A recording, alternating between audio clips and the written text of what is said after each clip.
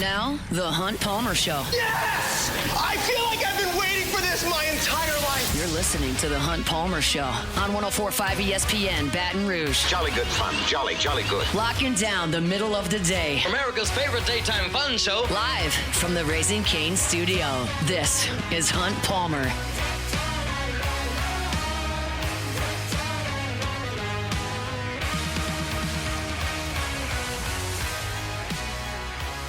Welcome in. Hunt Palmer coming to you from the Raising Cane studio downtown in the capital city on this Monday. I hope you're not working at all this week. That's my hope. If you are, I hope your work week's off to a good start. Appreciate you hanging out with us on 104.5 ESPN Baton Rouge. Everybody had a great week last week celebrating the holiday with friends and family. Safe travels. Now, maybe back in action, not for the kids at school, maybe not for you at work, but we're here and we'll be here until 3 o'clock, and there's a ton to discuss over the next 2 hours. We will have Denton Day coming up in 90 minutes to preview the college football playoff as we do with him every single year. The Saints win again yesterday. I can't wait to talk about that one. There's been an offensive line exodus from LSU. What does that mean for the Tigers? LSU basketball on the hardwood tonight. Final non-conference game against Southern Miss in the PMAC. And do the Saints need to win coming up this weekend against Atlanta? I have thoughts. I have some thoughts. So we'll get into those thoughts a little bit later. Loaded today. Let's get things started the way we do every single day. That's with our Fabry Chevrolet GMC opening drive. Welcome to the big league. It's time for Hunt's opening drive. Presented by Fabry Chevrolet GMC in St. Francisville. So y'all know where I stand on bowl games, right? I think we're crystal clear on that. Probably don't have to rehash it. I'm not big on the results. Okay? So I'm not going to go deep into the inner workings of LSU in Houston on Saturday night in Texas, okay? Because nobody really cares. What I am going to do is discuss something that I believe to be relevant, and that is LSU's football program moving forward and kind of what we saw on Saturday night. LSU's offense, what we watched them do on Saturday, is dead. That era is gone. There's no more Brian Kelly offense. There's no more Joe Sloan offense. There's no more Cortez Hankton passing game coordinator. There's no more Tim Rattay quarterbacks coach. That offense is gone. Garrett Nussmeier is gone with it. It's over. So what we saw them do, while it was encouraging to an extent, like saw some good Trey Green stuff, and there were some encouraging things. They scored a lot of points. We don't need to talk about that if we're talking about the future of LSU football. None. But the defense is going to feature a little bit of continuity moving from 2025 to 2026. You're going to have the same defensive coordinator. Blake Baker will be here. You're going to have the same safeties coach. Jake Olson will be here.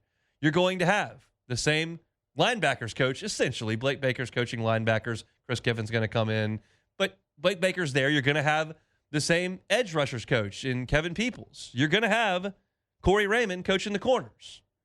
And there's reason to believe, although anything can change come January 2nd, that you're going to have a lot of the personnel you had in this game next year.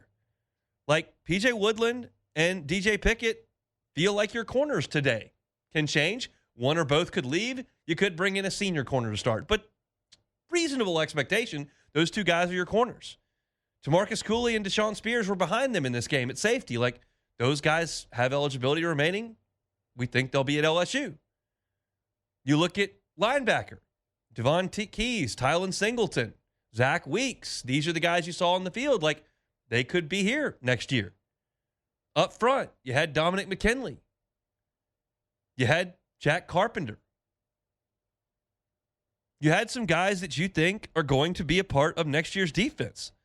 I would put Walter Mathis in that group and Kalaj Cobbins in that group. Damian Shanklin in that group. So a lot of the guys that may be back next year were out on the field. And LSU's defense kind of got cooked on Saturday. Houston's offense had not been remarkable in any aspect all year. And they held the ball for 38 minutes. They rolled up 437 yards. They ran for 201. Connor Wigman, who we know is a pretty average dude at quarterback, completed 75% of his throws for 236, 4 touchdowns, and no picks. You had in this game for Houston 4 touchdown drives that were longer. Five touchdown drives longer than 70 yards in this game. So while you trust Blake Baker and you trust Corey Raymond and you trust those coaches on that side of the ball, and you do know that you've got the transfer portal window open and there is time for development for a lot of these players, that wasn't a great audition. It just wasn't. And like one of the guys who did not play well on Saturday was DJ Pickett. Like he didn't have a good game. What's my concern level for DJ Pickett? It's almost none. DJ Pickett is a hell of a player. He was the national defensive true freshman of the year by On3. He's got all the ability in the world. He's going to put on weight. He's going to keep working with Corey Raymond. Like, I don't have huge concerns about DJ Pickett because he wasn't great on Saturday. But, like, collectively as a group, Blake Baker and his defense, it was not good. And so this is reaching a little bit. I'm admitting that up front. It's reaching a little bit. But it's not an outrageous claim. Like, if I'm Lane Kiffin and I'm watching that tape, and I'm looking at my budget for the transfer portal and what I have to spend and what I can make happen in revenue sharing and NIL opportunities and what I need to allocate to specific positions, and Billy Glasscock is intimately involved in these conversations as well. Like, as of 2 weeks ago, I'm saying, like, I know I got to overhaul the offensive line. I know I got to go get 2 quarterbacks. I know wide receiver needs some dudes. I know that there's a possibility that my running back's going to be really expensive, whether that's Harlan Berry or Kejuan Lacey or both or whatever the case may be. That's going to cost some money.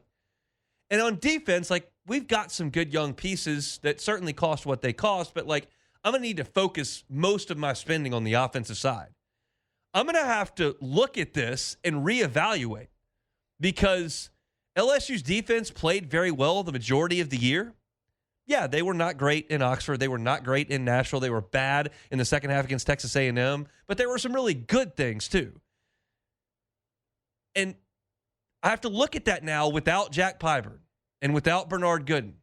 I have to look at that without Jamari Butler and without West Weeks and maybe without Whit Weeks. And I have to look at that without Mansour Delane and without A.J. Halsey. And I have to look and go, when I took those guys out of the equation, which LSU was down 7 defensive starters in this game once Gooden went out, like, the young guys did not fill those roles adequately because Houston scored 38 points, and that's a huge output for them. So, look, the entire 2026 defensive season does not rest on 4 quarters in the Texas Bowl. I'm well aware of that. Like, it would be foolish of me to just completely dismiss it, too, because there are a lot of dudes out there playing that you feel like are pillars on next year's defense, and it didn't go very well. And you feel like a lot of the guys that you brought in or a lot of guys that were on this team that are now going to be moving on potentially, like maybe they were doing a lot of the heavy lifting for some of these other guys. That was my takeaway. Like, I don't care at all that LSU lost to Houston 38-35. And I'm certainly not going to tell you how you should or shouldn't feel. If you were really frustrated, some of my buddies were, great. Like, LSU thrive. Like, LSU is what it is because people are passionate about LSU football. I'm just telling you from my perspective. I'm here to analyze the team, analyze the game, analyze the program. That's my job, to sit here and do that. And for me, emotionally, I was a 0 out of 10 watching that game. 0. I don't care. It doesn't matter to me. But I'm also analyzing the program at the same point, and I'm raising flags here because Houston shouldn't just be gashing you for chunk play after chunk play after chunk play.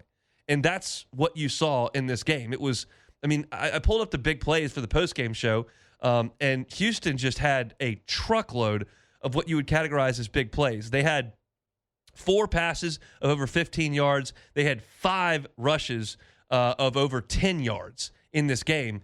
35-yarder from Dean Connors, a 26-yarder from Dean Connors, the 20-yard touchdown run from Dean Connors. This guy had a nice season, but he's just ripping off huge runs on your young linebackers and young defensive line for the most part. So, again, there is plenty of time for coaching to elevate these guys. I'm not naive enough to think that Mansour Delane didn't develop from the time he was at Virginia Tech to what he became this year under Corey Raymond, and to think that P.J. Woodland and DJ Pickett can't get significantly better than an outfit that gave up 75% completion to this Houston team. Like, of course they can get better. Of course Zach Weeks and Tylen Singleton can play better. I mean, Devon Keys graded out well in Pro Football Focus. He led the team in tackles, had 13. Like, wasn't a total disaster, but like, these are young linebackers, and you were out of position. Like, you were getting gashed on the ground. And LSU needs defensive linemen. Like, you've got to go get defensive linemen in the portal because you were without Pybert in this game. Peyton and Butler are moving on. Bro says he's moving on. Like, you're running thin on guys that can play up there. Walter Mathis played for you, and Dominic McKinley will be in his third year, but it's not as if those two guys have been All-Americans at LSU. So you're going to have to overhaul some of that. So my take on this game was, if I'm Lane Kiffin, I'm Billy Glasscock, LSU general manager, and I'm looking at my dollars to spend, like, you're going to need to allocate some for defense because they need some guys to come in that are ready to play, to come in and help these guys, because that was a bad effort defensively. I picked Houston to win this game. I thought that they would, but I thought it would be because LSU played some good defense, even without those starters, held Houston around 20 points, but the LSU offense, as we've seen all year, doesn't do anything. Well, the LSU offense produced 35 points. I use air quotes. We know Barryon Brown ran the kickoff back, and so really it was 28, but like, they scored 28 points, and you ran a kickoff back.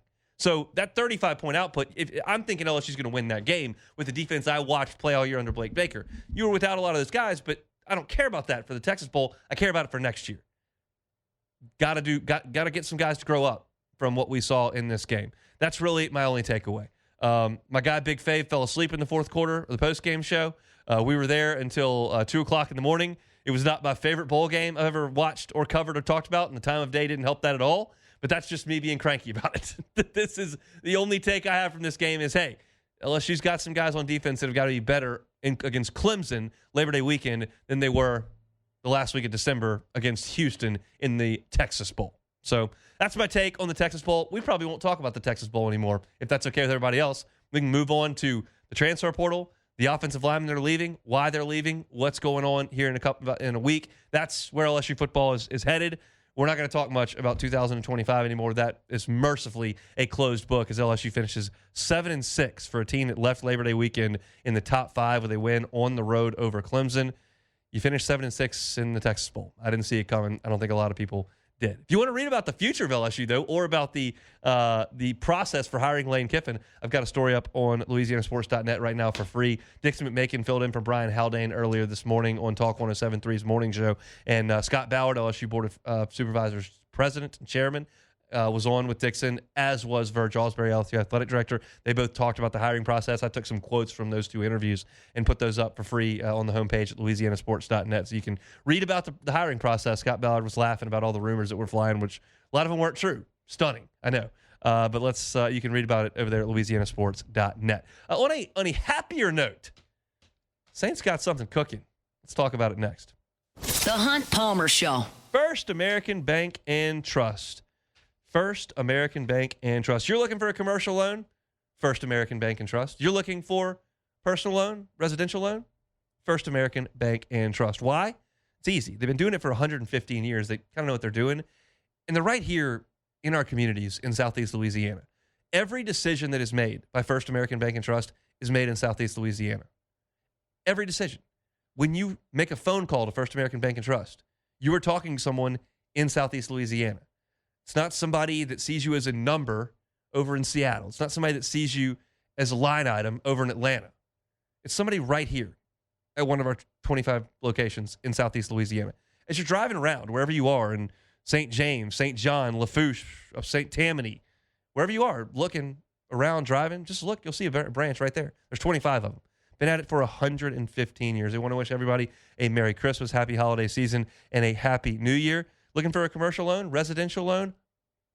First American Bank and Trust. You're listening to The Hunt Palmer Show on 104.5 ESPN, Baton Rouge.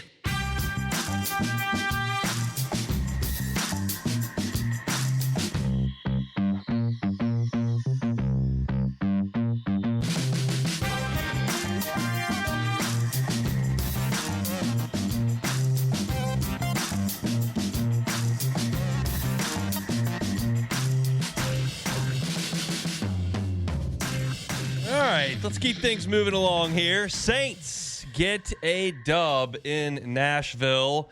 It was a dramatic game. It was a heck of a football game. I mean, you look at this matchup, if you were looking at it a month ago, you just said, two of the worst teams in the NFL. Like, maybe it's two of the worst rosters in the NFL, but there's no question the level that Tyler Shuck and Cam Ward are playing at made that a high-level football game yesterday. I know that the Titans are 3-13. They're not very good. I know that the Saints are 6-10 and have been eliminated for the playoffs for 3 weeks. I know all that. But they're different teams than they were 2 months ago because the quarterbacks are playing well. I don't really care about Cam Ward playing well for the Titans. We're here to talk about Tyler Shuck playing well for the Saints. Here is a take that I had all August, all September. And we'll go right back to it. It is more likely than not, this is August, September, Hunt talking. It is more likely than not that the quarterback of the Saints future is not on the roster because Spencer Rattler was a late-round pick, Tyler Shuck was a second-round pick, and the fact of the matter is that most quarterbacks in the NFL are first-round and high first-round draft picks. That's where most of them come from. There are Brock Purdy's, there are Jalen Hurts, there are Dak Prescott's, there are Kirk Cousins, there are exceptions to the rule. But most of the quarterbacks in the NFL that start and stick are high draft picks. And the Saints didn't have one. They had a second rounder. They had a late rounder. So my take on this was I'm hopeful that you've got a cheap quarterback that you got late, early draft. Like, I'm hopeful, but the odds are you probably don't. Well, now I sit here at the end of December, and it is more likely than not you've got your long-term quarterback. It's possible you've got a stud. And that is more impactful than even I can deliver on this show. Because the Saints won Tyler Shuck's first couple of starts, first couple of wins, with really good defense and some late plays. The last 2 weeks, they have won largely due to the fact that their quarterback and their offense are cooking. Tyler Shuck was awesome on Sunday. Statistically, 22 of 27, 333 yards, 2 touchdowns, no picks, a QBR of 82, a quarterback rating of 142.7. Like, you just read that line score, it's awesome. Watch the game. Watch the game. The ball is coming out on time. It's on the money.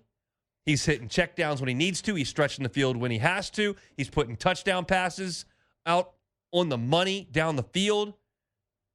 And he's doing this, yes, against the Titans, who are not very good, against the Jets, who are not very good, yes.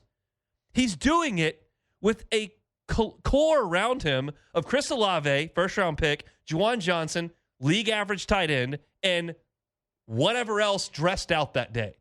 Dante Pettis, Kevin Austin, Molokai Mataval, Autric Estime running hard, Evan Hull, Taysom Hill. Like, this is the group around him. The offensive line, missing starters. And Shuck looks like a Pro Bowler out there. Even the most optimistic Saints fan could not have realistically seen this coming. It was a great line from one of my buddies in our group text watching. We were talking about, the Saints could conceivably win 7 games, right? And so they would have been closer to the playoffs than the first pick in the draft. And we thought they might get the first pick in the draft like a month ago. And I think the reason we thought that is because we didn't think Spencer Rattler was going to be great. Did you give him room to play and to grow? Absolutely. I sat here after week 3 and 4 and said, don't completely throw the baby out with the bathwater here. Like, let's just see, despite the record, if he can make strides. But you really didn't believe that he definitely was the guy at that point. And so just conventional wisdom would suggest Shuck's worse than this. They watched him both in training camp. They watched him in preseason games. They watched him in practice. They went with Rattler. Shuck's probably worse. So you don't feel great about things. You could not have forecast this. Back-to-back 300-yard games, the favorite to be the rookie of the year despite missing the first half of the season. And this is not some product of a system, or he's doing it with a bunch of guys that probably won't be on rosters next year. He's lifting the entire organization right now. And I don't think that is overstating this. Kellen Moore deserves a ton of credit. But Tyler Shuck is the difference here, because Kellen Moore was calling the offense the first 5, 6, 7 weeks too. And he had Eric McCoy, and he had Rashid Shaheed. There was more talent to work with. This is Shuck taking this from one spot and bringing it to a completely different one. And I know that the Titans aren't very good and the Jets aren't very good. And I know that the Panthers may not have the best roster in the league despite the fact they may win the division. The Bucs are in free fall. And, I realize he's not going out there and blasting the Seahawks and the Patriots and the Broncos and the class of the NFL. I get that, right? But we watch the NFL every Sunday. We know that lesser teams win games every week. So winning games is a big deal in the NFL. And sometimes you win it because your defense plays really good and your quarterback gets tough and runs a couple late touchdowns in, like Shuck did 3 weeks ago. And sometimes your quarterback sits in the pocket and just dices up an NFL secondary. And that's what you saw on Sunday. And it is potentially a landmark occurrence in this franchise's future, watching what he's done the last month. It's incredible. And the toughest thing to do in this sport, in this league, is find your quarterback. And if the Saints found one in the second round who's in his first year of a rookie contract, my goodness, does that change what you're looking at from a personnel standpoint and from a roster management standpoint for the next 4 years of this franchise. It is huge. And I know that when we cover teams, no matter what team it is we cover, I spend most of my time on this show talking about the Saints, LSU football, LSU basketball, LSU baseball. That's what we cover mostly. And just about every radio show, beat writer, columnist, local TV personality, when you're in a local market, you tend to see things optimistically, right? You tend to try to play towards the positive, even if it's unintentional, because your readers or your viewers or your listeners don't want to hear you consistently trashing the team they love a ton. So more often than not, you skew a little bit more positive. You don't have to be a blind homer all the time, but you skew to the positive. This is not that, y'all. And I'm not in that foxhole with y'all every single Sunday. I think y'all know that at this point. I want them to win. I was certainly pulling for them, and I was actually bummed out when Pettis fumbled the ball through the end zone and you couldn't fall on it. But I'm not in the foxhole there. But I do skew a little bit positive on the Saints. This is not an overreaction. This is a month of football for a rookie that is not making mistakes, is in fact doing the exact opposite. He's making plays. He's making throws. And even though he just missed Olave on that deep ball on the Saints' last drive, the confidence and the courage Kellen Moore had in him to try to ice the game, and how easy it would have been just try to run it 3 times, maybe run for a first down and run the clock out, maybe just punt it back to him. No, we're going to put the ball in the rookie's hands, who's made huge plays to basically win us this game twice, because you should have won it when Pettis fumbled on the 1-yard line, and then you came back and did win it the next drive. He's won us this game twice. We're going to let him ice it. And he's making unbelievable decisions. There are statistics out there that have put Shuck's last month in perspective. And Luke Johnson had a great tweet. Of course, we have Luke on here every Thursday, and he always brings great nuggets and great facts, and he does a great job of digging up statistics. And he was able to sort the statistics based on Shuck beginning to start, and then lumping in everybody. Because if you look at statistic-wise, you don't play the first 2 months of the season, you're not going to accumulate the numbers of statistics that everybody else has. But if you look at where Tyler Shuck stands amongst all NFL quarterbacks since he became the starter in Week 9, he's 8th in quarterback rating, 10th in yards, 7th in yards per game, 3rd in completion percentage. He's 8th in interception percentage, meaning low. He's 9th in yards per attempt. He's 11th in success rate. This is a top 10 quarterback in the league since he started, and this is as bad as he's going to be. He's only going to get better, and they're going to put more pieces around him. And if you can, it's so much easier to put pieces around him if he's on his rookie deal, which he is for 4 more years. It's just an incredible watershed moment for this franchise. And I wasn't going to put too much stock into a game where he did make plays to win, but it's not like the Saints offense was lighting the world on fire against mediocre teams when you're winning a game 20-17 against the Panthers, or your defense holds the Jets to 6, or you score very late to get to 24 against the Bucs. That's winning with a lot of really good defense and a defense that was holding opponents to about 13 points per game in Shuck starts. This is 29-34 in back-to-back weeks. It's a big deal, y'all, and this is potentially the stretch we'll look back on, and this is where the tide changed. And it was something you could have hoped for in August because you look at the schedule, but it's not something realistically when you were looking at this team and they're 2-8. It's to have suggested this was the likelihood would have been blind optimism. It's now the reality. It's a great deal for the New Orleans Saints. Awesome, awesome stuff for the black and gold in this game, and Tyler Shuck, chief among them. So, Jordan, I've yapped and blabbered on for 15 minutes. You're in the foxhole. What you got? Feeling good, man. It feels, like you said, it feels like the landscape can be changed just by Shuck getting this W in Atlanta. I mean, even though you have what we built on, but if he can just go ahead and somehow in a season where I thought the Saints were going to win less than 4 games, somehow find a way where you're looking at 7-10 with a top 10 pick and a quarterback. Like that's the main puzzle piece that everybody's been trying to get. It's the main piece. So you have all that, all your eggs in one basket. Now I'm a little nervous, giving Mickey Loomis all this power again. He's liable to go off the rails and do something that's going to set us back. But if Shuck keeps playing like this and he goes ahead and seals the deal in Atlanta, and we just saw Baker Mayfield play terrible, Bryce Young play terrible. We don't know what's going on in Atlanta. Can we say going to next year he might be the best quarterback in the division? Like, you're looking at that. It's potentially looking like that. So sky's the limit, like you say, man. Sky's the limit. Hopefully, you look at New England. You look at Chicago. Yeah. You look at Denver. The Bears. I mean, you look at it when you get that quarterback and he's on year 1, year 2, year 3, and you can surround him with more expensive players, and you've got a good coach in place, which we think the Bears do. We know that they do. What Tennessee was doing, letting go of Mike Vrabel, I may never figure out. We know Sean Payton's great, and that you get that coach in spot, and then you get that quarterback in, it can change that quick. And I can't believe how we're going to be talking about this team August. I can't either. It's going to be worlds different than the last 2 years, us talking about what's going on. So awesome stuff for the Saints. I'm fired up about it, and I know that the Black and Gold Nation is as well. All right, LSU's offensive line is just all going in the portal. So let's talk about what that means and what is to come for that position group moving forward. We'll do all that when we come back.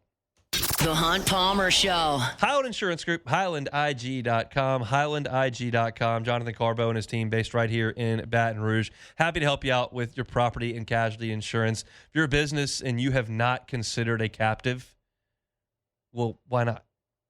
If you spend a sizable amount annually on your premiums, you've got a good loss history, good risk management, this could be a game changer for you from a commercial insurance perspective.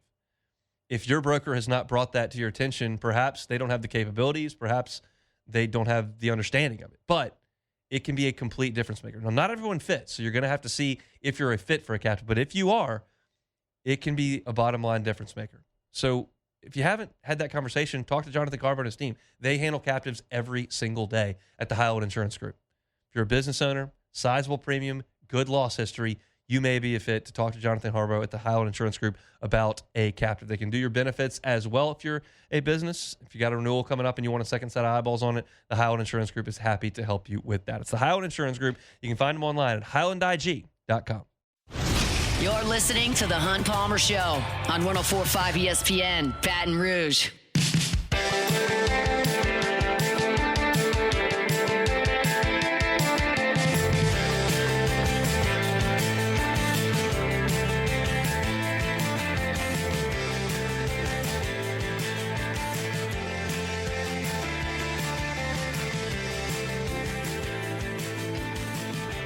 Talk to Denton Day coming up in an hour about the college football playoff. LSU and Southern Miss in basketball tonight from the PMAC. We'll give that a brief look.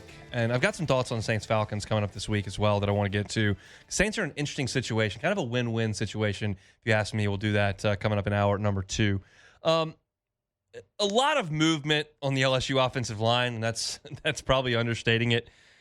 Over the last 3 weeks, you have seen a announcements that they are headed to the transfer portal from Tyree Adams, Paul Mabinga, Carius Kern, DJ Chester, Ori Williams, and Cohen Eccles by my count. That's 6. 6 LSU offensive linemen that have said, hey, we're going to the transfer portal. You add in Josh Thompson, who did not play in the bowl game, who's out of eligibility. That's 7 guys who gave you snaps this year that are not going to be back. Braylon Moore's got a decision make. He could decide to go to the NFL. You could be without 8 offensive linemen who gave you snaps this year, which is essentially all of them. Weston Davis hasn't made an announcement that he's going to the portal. And then you got a bunch of guys who haven't played a ton. Like Bo and Brett Bordelon have played a little bit. Then you've got Ethan Callaway, Solomon Thomas, Tyler Miller, Kyrie Lee. Just not a lot of experience there. Some talent, like Solomon Thomas was a 5-star recruit. But essentially, your entire functioning offensive line is leaving. And there are 2 ways to look at that. Before we look at it both ways, I want to tell y'all this. This is something that not every fan knows because y'all are not in our position to talk to the players, and we do it every Tuesday. No matter how you feel about the performance of the offensive line, the evaluation of the offensive line, the development of the offensive line, or the play calling, I can tell you this because we speak to offensive linemen almost every week. This position group has more good to say about their position coach than any that I talk to. Like, the defense loves Blake Baker. Mansour Delane and DJ Pickett love Corey Raymond. Yes. The running backs speak glowingly about Frank Wilson. Absolutely. But the offensive linemen really, really, really like Brad Davis. Like, I'm not telling you that Brad Davis did a great job or a terrible job. I'm just giving you that information. They love Brad Davis. So the fact that Brad Davis will not be back, it doesn't surprise me at all. That a bunch of guys that he recruited, keep in mind, he's been here since before Brian Kelly. He was the interim coach in the bowl game when Ed Ogeron got fired. All these guys came here to play for Brian Kelly. Came here to play for Brad Davis. His departure, I think, makes it likely that a lot of guys hit the portal. Now, let's move beyond that. And what does it mean for LSU moving forward? They were going to have to overhaul this offensive line. Quite simply, and I believe for myriad reasons, the LSU offensive line play was nowhere near the standard the last 2 years. I think part of it is in evaluation. I think part of it is in play calling and scheme. I think part of it is in development. I think part of it is injury. Like, there are a number of reasons why LSU's offensive line has not played well. But if you put them all together and look at the product on the field, they could not run the ball at all. LSU was 6 inches from the freaking goal line against Houston on Saturday night. Went into the shotgun, got stopped for a loss of 3, and the only way they could get in the end zone was to do an end around to Xavion Thomas and have Trey'Dez Green throw him in for a touchdown. Like, they could not punch the ball in against Louisiana Tech to ice the game in September. They were the worst rushing offense in the Southeastern Conference 2 years in a row. They did not protect the passer this past year. You've had seniors, you've had true freshmen, you've had first-round draft picks, you've had guys come in from the transfer portal, all of it. And the offensive line play has simply not been good enough.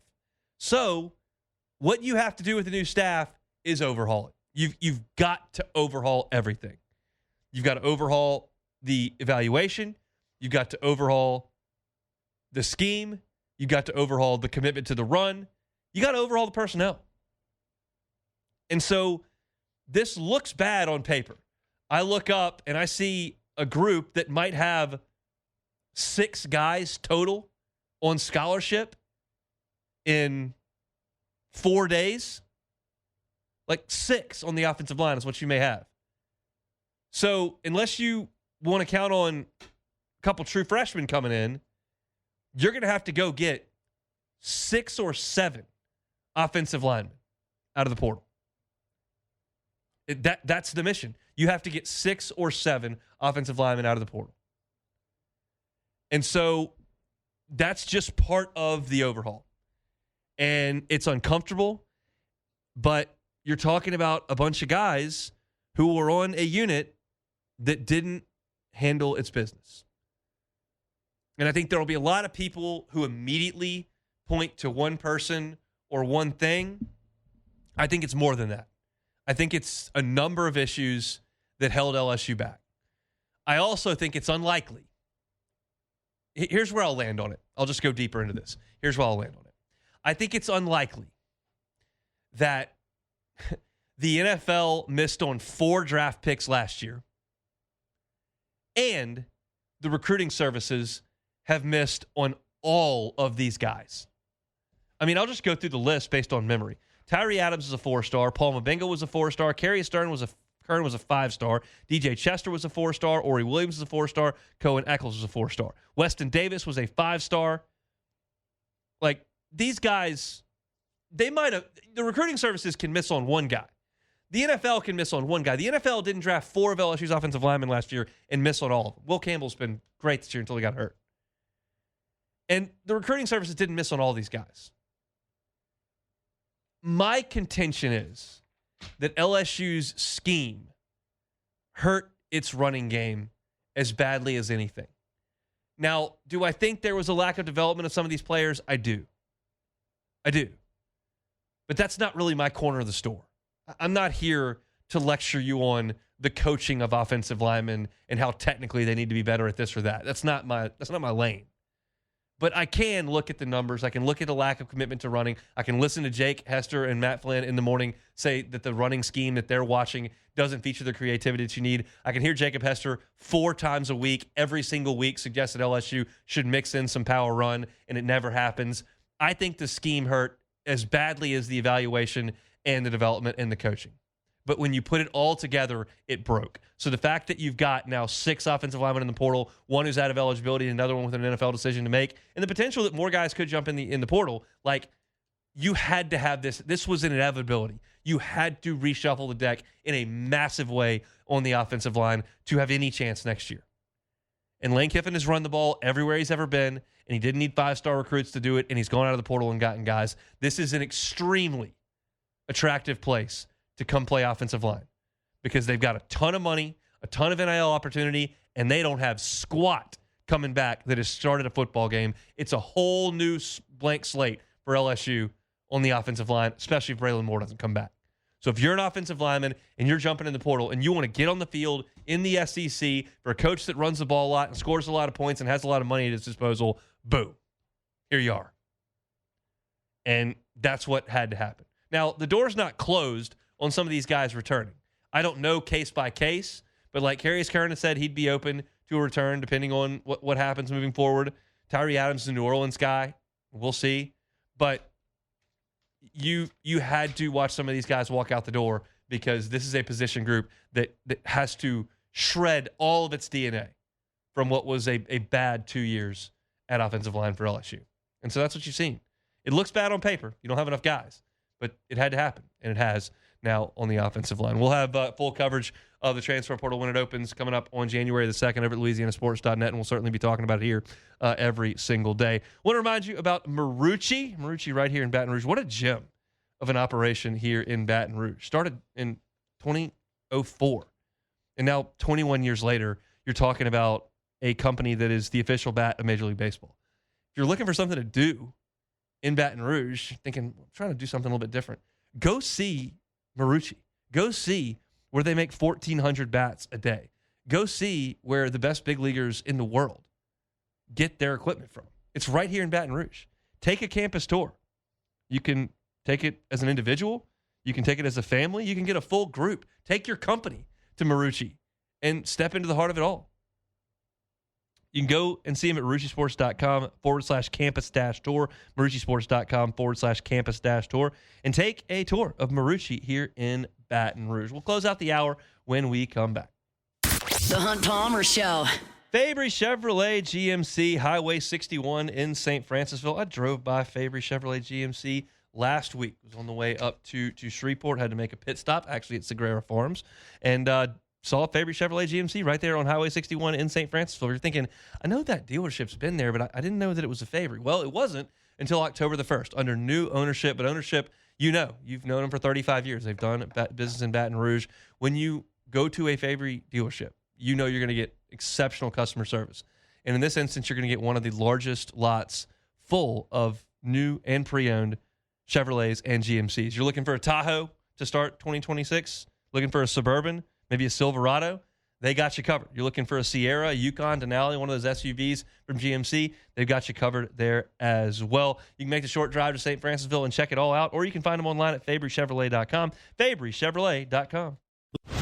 You're listening to The Hunt Palmer Show on 104.5 ESPN, Baton Rouge.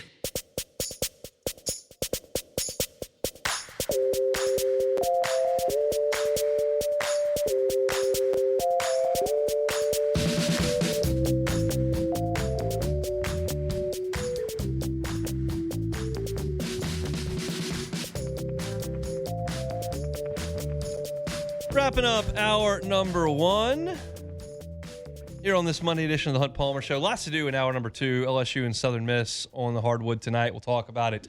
Also, I want to talk about the Saints and Falcons and kind of what the position the Saints are in, win or lose, come this weekend on Sunday in the ATL.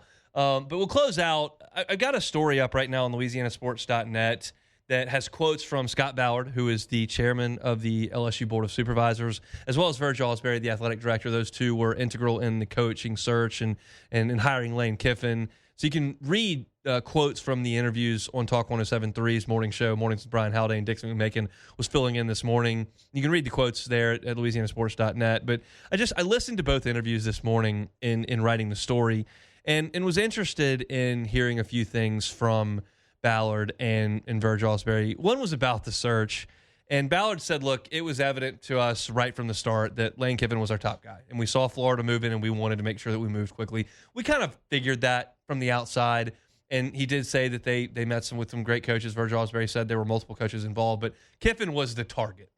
And for the fact that LSU got their target, I think is awesome, is a credit to LSU, because we've watched coaching searches around the country that didn't necessarily get the guy that they initially pursued. Florida wanted Lane Kiffin. They didn't get him. Penn State wanted a number of guys. Didn't get him. We think Michigan was really waiting for Kalen DeBoer, and that didn't work out. And as I've always said, like, the process doesn't equal the result, and we never know anything. But if we're just grading the process and the hire, LSU targeted a coach and made it happen. I did also get a kick out of Ballard talking about how this all goes down and the people constantly tracking the planes and all that kind of stuff. And yes, there were instances where the Kiffin family boarded planes and came down to Baton Rouge, to Gainesville, to check things out. But as far as people looking for planes for meetings and whatnot, Ballard said on the morning show that 92 to 95% of this, I think he was just kind of paraphrasing with numbers, he said, look, is done on the phone via agents. It's not a deal where everybody's jet setting all over the place. He said when they got involved with the Ogeron and the Tom Herman hiring back in 2016, there was a lot of flying around for that. That has stopped. I think the world changed during COVID, and everyone realized, hey, we can get some things done on Zoom. We can get some things done on the phone. We don't have to be face-to-face all the time. And that, I think, is taken in the coaching search world as well. And so still, when there are coaching searches going on, people are going to be doing the flight-aware thing. That's just it's what you do. But Ballard was talking about it. Was like, it just doesn't really happen that way anymore. So I think that's interesting. And I think it's a big credit, again, to LSU's brass that, as I wrote in the story, you could not have really earnestly believed a coaching search was imminent when LSU walked off the field Labor Day weekend with the win over Clemson. You just could not have seen that fast. And then all of a sudden, it's not even Halloween yet, and you're in. You're in a coaching search. And, oh, by the way, you don't have a president. You don't have an athletic director who was fired days later.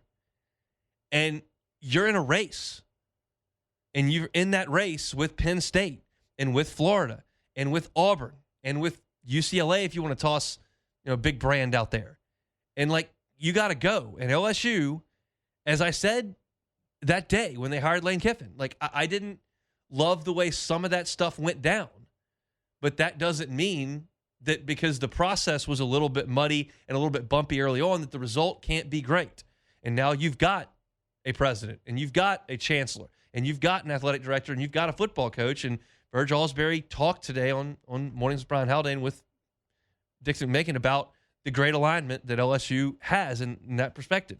And it takes time to come together, and maybe the order of the operations wasn't ideal, but you did get it done. And I think that's a very good thing for LSU. And there's high expectations, and that's within reason.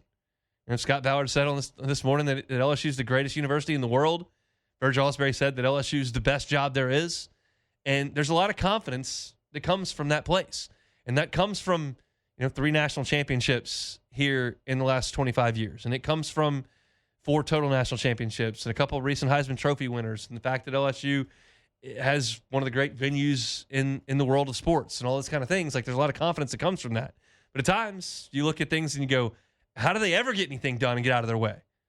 But this is not one of those instances. And you heard Lane Kiffin on the Texas Bowl broadcast briefly that he's hit the ground running and he's got a lot of support. And Scott Ballard said this morning that Kiffin's constantly in communication with him, texting that he's an idea guy and an entrepreneur and constantly asking about this and that. And nobody's completely fired up about the calendar and how all this stuff works out. But you got to play within the rules. These are the rules, and LSU's moving forward with that situation. And I think that there's reason for optimism at this point that LSU's headed in the right direction. And that's a credit to Scott Ballard, a credit to Virgil Osbury. And here goes the Lane Kiffin era. Rock and roll. Here it comes. And we're now in it. Now the Texas Bowl is done. That's it for hour number 1 here on this Monday edition of the Hunt Palmer Show. If you missed any of it, catch it on demand wherever you find your sound. If you want some LSU content, like we did with the Texas Bowl in the first segment, Hunt on LSU. You can find it there. You can also find our offensive line segment. It'll be posted here in a matter of days. You also can find our Saints content. We talked about Tyler Shuck in the first hour at Hunt on Saints. Full shows archived each and every day on YouTube at The Hunt Palmer Show. Busy second hour coming your way. We're going to start things off with hoops against Southern Miss. There's some real oddities with Southern Miss's roster and some of the matchups. I wrote about it, and I'll talk about it a little bit later.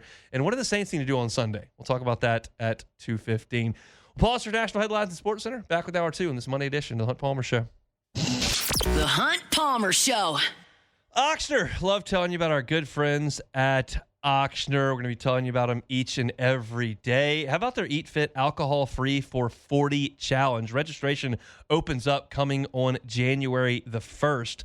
It's something that Ochsner has done in the past. It's a 40-day reset, kind of help you sleep better, boost your energy, make you feel your best. It's not about giving anything up forever. It's just seeing how your body responds when you take a break and let it recharge a little bit. And so people who have done alcohol-free for 40 report clearer skin, more focus, brighter mood, better sleep, often within the first couple of weeks of making that decision. Ochsner Eat Fit supports you with zero-proof drink ideas, nutrition tips, and a community of people that are taking on the challenge together. It's always easier to conquer something new when you've got a group behind you, and Ochsner is happy to do that. So look, you can go after January 1st and register. You can join that official event at alcoholfreefor40.com. That's alcoholfreefor40.com.